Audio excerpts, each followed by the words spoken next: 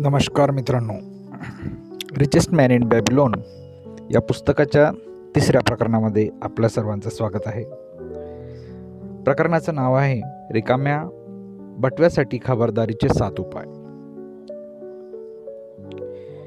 बॅबिलॉनची वैभवगाथा आजही टिकून आहे. शतकानुशतके तिथल्या अफाट संपत्तीमुळे या नगरीची कीर्ती आपल्यापर्यंत पोहोचली. सुरुवातीला ही नगरी म्हणावी तेवढी संपन्न नव्हती, परंतु लोकांच्या धोरणी वागण्यामुळे तिथे संपन्नता वाढली. सगळ्यात आधी तर तिथल्या लोकांना श्रीमंत कसं व्हावं हे शिकावं लागलं. जेव्हा तिथला श्रेष्ठ राजा सर्गन शत्रूंचा पराभव करून परतला, तेव्हा राज्यात गंभीर अशी आर्थिक परिस्थिती उद्भवलेली होती. या संदर्भात राजानं अर्थमंत्र्याशी सल्लामसलत केली. तेव्हा दरबारी अर्थमंत्र्यांनी राजाला सल्ला दिला. गेल्या अनेक वर्षापासूनची वैभवसंपन्न परंपरा महाराजांनी आपल्या लोकांसाठी सुरू ठेवली आहे. महाराजांनी शेती संपन्न करण्यासाठी भव्य कालवे तर बांधलेच, शिवाय भव्य मंदिरेही उभारली. यातून लोकांच्या हाताला काम मिळत गेलं, पैसा खेळता राहिला. पण आता ती कामे संपली आहेत. लोकांच्या उत्पन्नाचे मार्ग बंद झाले. लोकांना चरितार्थासाठी आता काही काम मिळू शकत नाहीत. कामगारांच्या हाताला काम राहिलं नाही. व्यापाऱ्यांचा मालही विकण्याचा झाला आहे. शेतकऱ्यांच्या शेतमालाला उचल राहिली नाही. रोजीरोटी मिळवावी एवढाही खेळता पैसा लोकांच्या हाती आता राहिला नाही.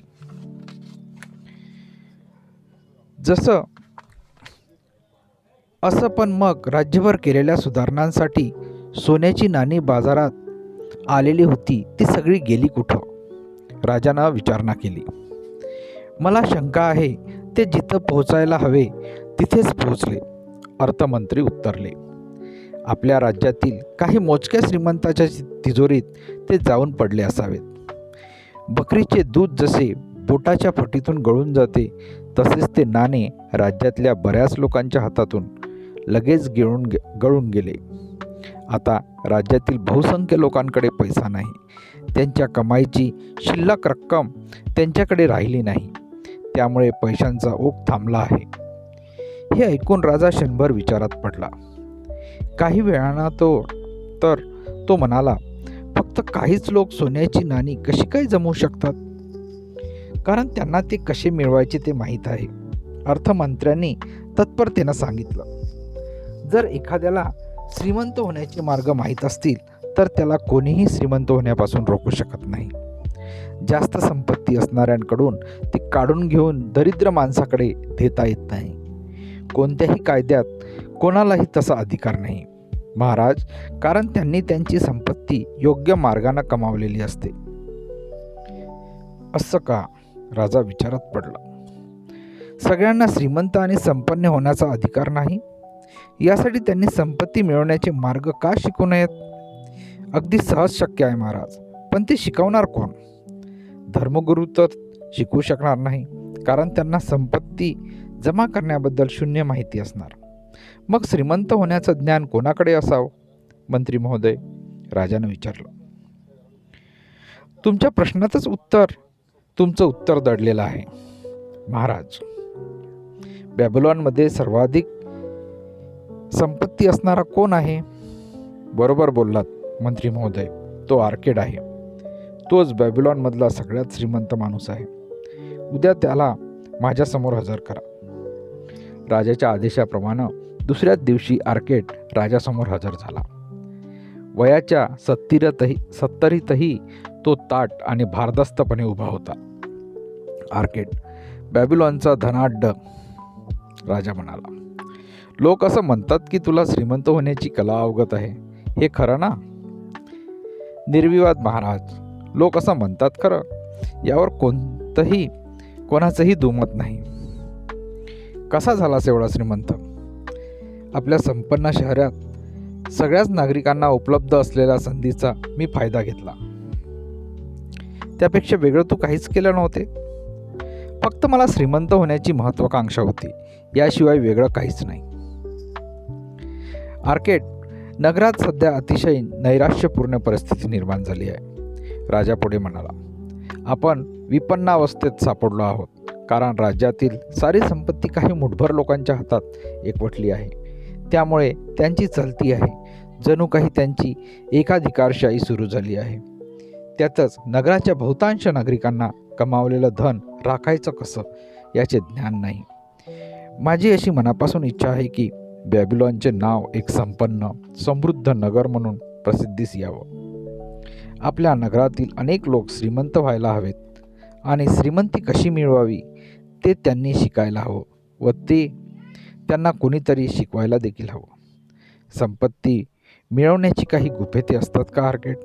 मला सांग. अशी काही हातोटी शिकवता येते का? महाराज, यात गुपित असं काहीच नाही. ते तर प्रात्यक्षिक आणि प्रायोगिक ज्ञान आहे. ज्याला ते माहीत आहे तो धन नक्कीच मिळवू शकतो, यात शंका नाही. राजाचे डोळे चकाकले. आर्केड, मला तुझ्या तोंडून हेच तर ऐकायचं होतं. बरं झालं तू म्हणालास की ते ज्ञान देता येते. तर मग या महान कार्यासाठी तू तुझा वेळ देऊ शकशील का? आपण काही ठराविक सधन व्यक्तीचा एक गट करू. तू त्यांना तुला माहीत असलेलं सगळं शिकव. त्यानंतर त्या सधन व्यक्ती राज्यातल्या इतर अनेकांना शिकवतील. तू शिकवशील? आर्केड आदरानं म्हणाला, तुमचा आदेश शिरसावद्य महाराज. मी तुमचा गुलाम आहे. माझ्या महाराजांच्या आणि नगराच्या उत्कर्षासाठी माझ्याजवळ असलेलं सगळं ज्ञान मी आनंदानं शिष्यांना शिकवेन. अर्थमंत्री महोदयांनी 100 नागरिकांचा एक गट तयार करावा. त्यांना मी ते 7 गुपिते शिकवेल ज्यामुळे मी संपत्ती प्राप्त करू शकलो. आणि मी तुम्हाला खात्रीपूर्वक सांगतो की त्यानंतर बॅबिलॉनमध्ये एकही व्यक्ती रिकामा बटवायची नसेल. एका पंधरवड्यानंतर महाराजांच्या आदेशाचे पालन करण्यासाठी नगरातले निवडक मोजके 100 लोक अध्ययन मंदिरामध्ये जमा झाले. त्या भव्य रंगीबेरंगी सभागृहामध्ये अर्धगोलाकार बसण्याची व्यवस्था करण्यात आलेली होती. त्यावर सगळे स्थानापन्न झाले. आर्केड समोरच्या एका टेबलाला बाजूला छोट्याशा तिपाईवर एक पवित्र दिवा जळत होता. त्याच दिव्याचा सुगंधित आणि मन प्रसन्न करणारा सुवास सगळीकडे दरवळत होता. सावधान, बॅबिलॉनचा सगळ्यात श्रीमंत माणूस येत आहे. आर्केड बोलण्यासाठी उभा राहिला तेव्हा उपस्थितांपैकी एकाने शेजारच्याला बोटानं इशारा करीत म्हटलं, खरं तर तोही आपल्यासारखाच एक सामान्य माणूस आहे. आपल्या थोर महाराजांचा सेवक म्हणून मी माझी सेवा रुजू करण्यासाठी आपल्यात उभा आहे. आर्केडने बोलायला सुरुवात केली. एकेकाळी मीही एक अतिशय गरीब तरुण होतो, ज्याला श्रीमंत होण्याची महत्त्वाकांक्षा होती. मी श्रीमंत होण्यासाठी आवश्यक ते ज्ञान प्राप्त केलं आणि हळूहळू श्रीमंत होऊ शकलो. तेच ज्ञान तुम्हा सगळ्यांना शिकवण्याची विनंती मला महाराजांनी केली आहे. अगदी हळूहळू मी माझी सुरुवात केली. मला कोणाचाही आधार नव्हता, त्यामुळे तुमच्या इतका आनंदाचा उपभोग मी कधीच घेऊ शकलेलो नव्हतो. तुम्ही आणि इतर अनेक नागरिकांनी घेतलेला आनंदी काळ पूर्वी माझ्या नशिबात नव्हता. माझ्या संपत्तीची सुरुवात माझ्या बटव्यापासून झाली. मला नेहमी वाटायचे की माझा बटवा कायम भरलेला असावा व त्यातून नेहमी सोन्याच्या नाण्यांचा खणखणाट ऐकू यावा. त्यासाठी मी शोधायला लागलो. शोधताना मला संपत्ती मिळविण्याचे ते 7 मार्ग सापडले. ज्यांना भरपूर सोन्याची नाणी कमविण्याची इच्छा आहे त्यांना मी असे सुचवेल की ते मार्ग तुम्हीही शिका. तुमची परवानगी असेल तर मी बटवा कधीही रिकामा न होण्यासाठी 7 प्रकारच्या खबरदारीचे उपाय तुम्हाला सांगेल. येत्या 7 दिवसात दररोज एक याप्रमाणे मी तुम्हाला 7 खबरदारीचे उपाय समजावून सांगेल. जे मी शिकवेन ते काळजीपूर्वक ऐका. माझ्याशी चर्चा करा. आपापसामध्ये चर्चा करा आणि मी शिकवलेले सगळे मार्ग काळजीपूर्वक आत्मसात केले तर विश्वास ठेवा, तुम्हीही तुमच्या बटव्यामध्ये संपत्तीच्या वृक्षाचे बी पेरू शकता. सर्वात आधी तर तुम्हाला तुमच्या भविष्याच्या संदर्भात हुशारीनं योग्य ती सुरुवात करावी लागेल. त्याचवेळी योग्य ते ज्ञान मिळवण्यासाठी तुम्ही तयार असायला हवं. त्यानंतरच जे मी शिकवेन ते सत्य तुम्ही इतरांना शिकवू शकाल. मी अगदी सोप्या भाषेत तुम्हाला बटवा नाण्यांनी कसा भरायचा ते शिकवायचा प्रयत्न करेल. जसे जमिनीवर रेटा दिल्याशिवाय झाडावर चढता येऊ शकत नाही, अगदी त्याच प्रकारे संपत्तीचे इमले उभे करताना तुमचं पहिलं पाऊल महत्त्वाचं ठरेल. आता आपण अगदी पहिली खबरदारी पाहूया. पहिली खबरदारी, तुमचा बटवा नाण्यांनी भरायला सुरुवात करा. जमलेल्या सर्व लोकांवर एक नजर फिरवून आर्केडनं काही विचार करून दुसऱ्या रांगेतल्या एका सज्जनांना विचारलं, मित्रा, तू कोणते काम करतोस? मी एक लेखनिक आहे, तो सज्जन उत्तरला. मातीच्या पाटीवर अक्षरे कोरण्याचे काम मी करतो. अरे वा, मी सुद्धा माझं पहिलं नाणं याच व्यवसायातून कमावलं होते. तुला सुद्धा माझ्या एवढी श्रीमंत होण्याची संधी उपलब्ध आहे. तू सांगतोस तू जीवितार्थासाठी काय करतोस? एका लालबुंद चेहऱ्याच्या माणसाला उद्देशून त्यानं विचारलं. मी एक कसाई आहे, त्या माणसानं उत्तर दिले. मी शेतकऱ्याकडून बकऱ्या विकत घेतो, त्या वाढवतो आणि त्या मोठ्या झाल्या की कापून त्यांचे मांस विकतो. गृहिणी माझ्याकडून मांस विकत घेतात आणि चंभाराला उरलेली कातडी विकून टाकतो. तोच माझा पिढीजात व्यवसाय आहे. जे माझ्याकडे आहे ते तुला सुद्धा मिळवण्याची संधी आहे बघ, कारण तूही कष्ट करून पैसे कमावतोस. आर्केडनं एक एक करत प्रत्येकाला जीवितार्थासाठी काय करतात ते विचारलं. जेव्हा सगळ्यांना विचारून झालं तेव्हा तो म्हणाला, असं बघा विद्यार्थी मित्रांनो, तुमच्या लक्षात आलंच असेल की अनेक उद्योग आणि अनेक व्यापारातून धन कमावले जाते. अशा प्रत्येक मार्गानं सोन्याच्या नाण्याचा ओघ तुमच्याकडे येत असतो. प्रत्येकच व्यक्ती आपल्या कमाईतला काही भाग इतर कष्टकऱ्यांना देत असतो. त्यामुळे आपल्यापैकी प्रत्येकाच्या बटव्यात कमी अधिक प्रमाणात नाण्याचा ओघ सुरू असतो. प्रत्येकाच्या कष्टाच्या प्रमाणात त्याला पैसा मिळत असतो, नाही का? सगळ्यांनी माना डोलावून सहमती दर्शवली. तुमच्यापैकी प्रत्येकाला श्रीमंत होण्याची इच्छा आहे, आर्केड पुढे म्हणाला. सध्याचा तुमचा व्यवसाय ज्यातून तुमची कमाई होत आहे त्यातूनच भविष्य घडवणं अधिक शहाणपणाचे आहे, नाही का? सर्वांनी सहमती दर्शवली. आता आर्केड एका अंड्याच्या व्यापाराकडे वळाला. त्या नम्र व्यक्तीनं तो अंड्याचा व्यापार करतो असे पूर्वीच सांगितलं होतं. तू रोज सकाळी 10 अंडे टोपलीमध्ये ठेवतोस. त्यातील एका टोपलीत जर 1 अंडे ठेवून केवळ 9च बाहेर काढले तर काय होईल? काही दिवसात टोपली भरून जाईल आणि अंडे जास्त सुद्धा होतील. का? कारण मी दररोज जेवढे अंडे काढतो त्यापेक्षा 1 जास्त अंडे मी त्यात ठेवलेले असते. आर्केडने स्मित केलं आणि वर्गातील इतरांकडे बघून तो म्हणाला, तुमच्यापैकी कोणाकडे रिकामा बटवा आहे का? आधी तर या प्रश्नाची सगळ्यांना गंमतच वाटली. नंतर सगळे हसत सुटले आणि प्रत्येकानं आपला रिकामा बटवा हलवत आर्केडला दाखवला. ठीक आहे, तो पुढे म्हणाला. आता तुम्हाला रिकामा बटव्यासाठी मी शिकवलेला पहिला उपाय सांगतो, जे मी आता अंड्याच्या व्यापाराला सांगितलं अगदी तशीच करा. जेव्हा जेव्हा तुम्ही 10 नाणे त्यात ठेवता तेव्हा त्यातले फक्त 9च खर्च करा आणि तुमचा बटवा हळूहळू भरायला लागेल. हे तुम्ही बघा. बटव्याच्या वाढत जाणाऱ्या वजनानं तुम्हाला समाधान वाटेल, तुमच्या मनाला आनंद होईल. हा खूप साधा उपाय आहे, म्हणून त्याकडे दुर्लक्ष करू नका. सत्य हे नेहमी साधंच असतं. मी तुम्हाला वचन दिलं आहे की मी माझे भविष्य कसं घडविले ते तुम्हाला सांगेल. मी देखील अशी सुरुवात केली होती. मी सुद्धा रिकामा बटवा घेऊन फिरायचो आणि माझ्या इच्छा पूर्ण करायला त्यात काहीच नसायचं. त्यामुळे स्वतःला दूषण देत राहायचो. पण जेव्हापासून त्यात 10 नाणी ठेवून 9 नाणी खर्चायला लागलो तेव्हापासून माझ्या बटव्यात पैसे जमायला सुरुवात झाली. बटवा फुगीर दिसायला लागला. तुमचाही तसा दिसेल. आता या सर्वामागचे एक सत्य मी तुम्हाला सांगतो. खरं तर मला समजत नव्हते. जेव्हा मी 10 पैकी 9च नाणे खर्चायलाचा नियम केला तेव्हा तेवढ्याच पैशात मी माझे भागवू शकलो.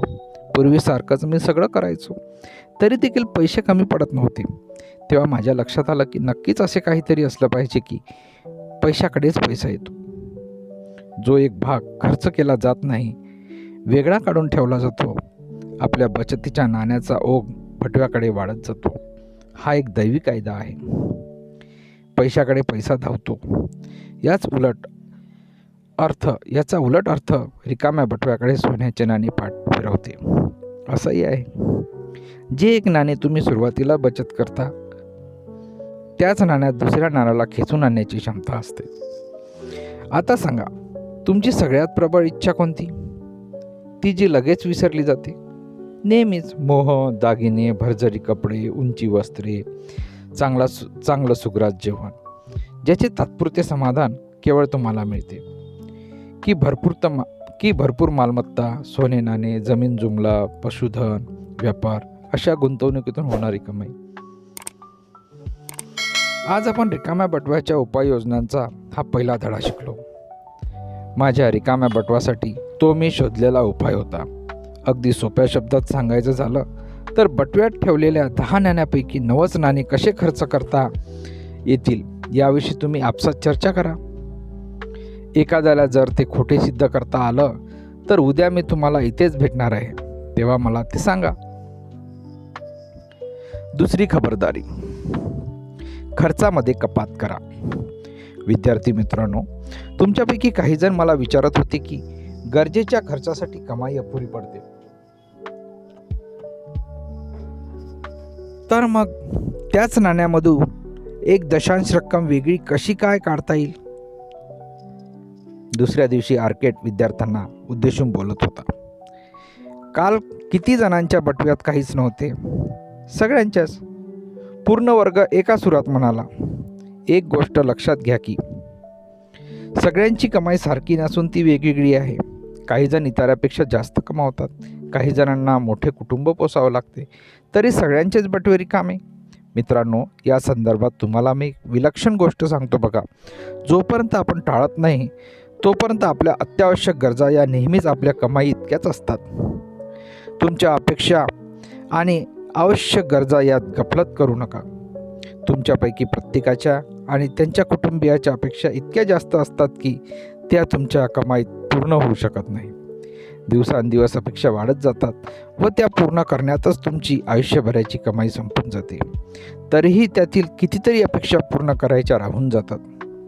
सगळीच माणसं अपेक्षांच्या ओझ्याखाली दबलेली असतात. तुम्हाला असं वाटतं का की माझ्याकडे असलेल्या संपत्तीमुळे माझ्या सगळ्या अपेक्षा पूर्ण होऊ शकतात, त्यांचे समाधान होऊ शकते? तसे असेल तर ते चुकीचे आहे. मला काळाचे बंधन आहे, माझ्या शक्तीला बंधन आहे, मी जो प्रवास करू शकेल त्या अंतराला बंधन आहे, माझ्या खाण्याच्या चैनीला बंधन आहे, मी मोजमोजा करू शकेल अशा सगळ्याच हौशींना बंधन आहेत. जसे शेतकऱ्यांनी पेरलेल्या धान्याच्या रांगांमध्ये त्यांच्या मुळाच्या वाढीसाठी रिकाम्या सोडलेल्या जागेवर तण उगवते, अगदी तशाच प्रकारे माणसांच्या अपेक्षा माजलेल्या तणाप्रमाणे वाढतात. तुमच्या अपेक्षा अनंत असतात, पण त्या पूर्ण करण्यासाठी तुमची कुवत मात्र तोकडी असते. यावर खात्रीशीर उपाय असा की तुमच्या जगण्याच्या सवयीचा विचारपूर्वक अभ्यास करा.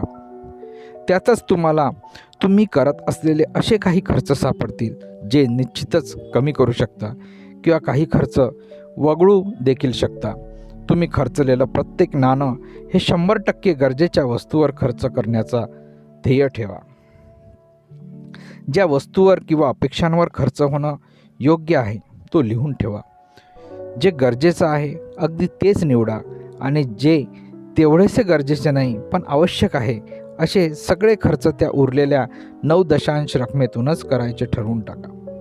बाकीच्या सगळ्या खर्चावर चक्क फुली मारा. ते सगळे खर्च तुमच्या अनंत अपेक्षांपैकी आहेत.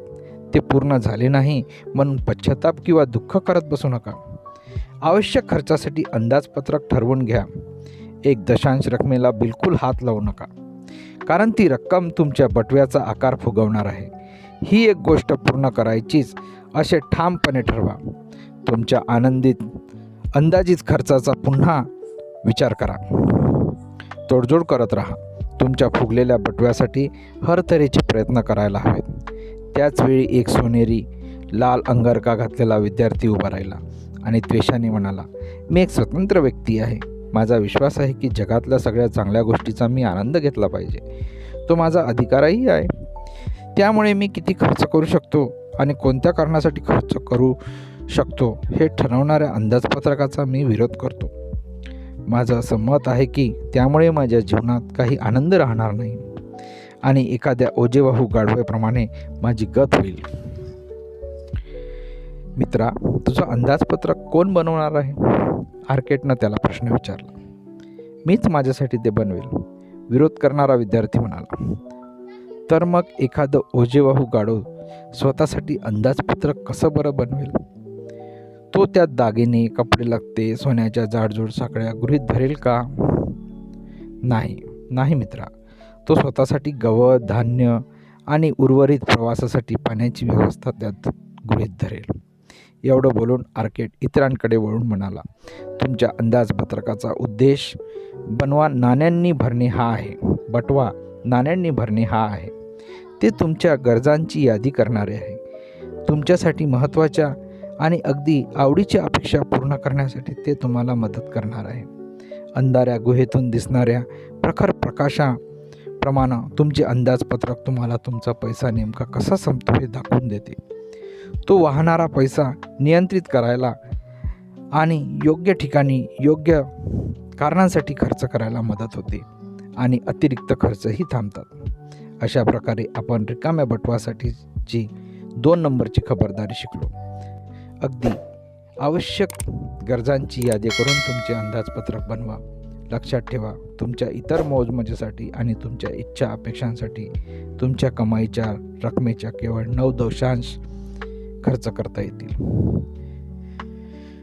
आता भेटूया पुढच्या भागात.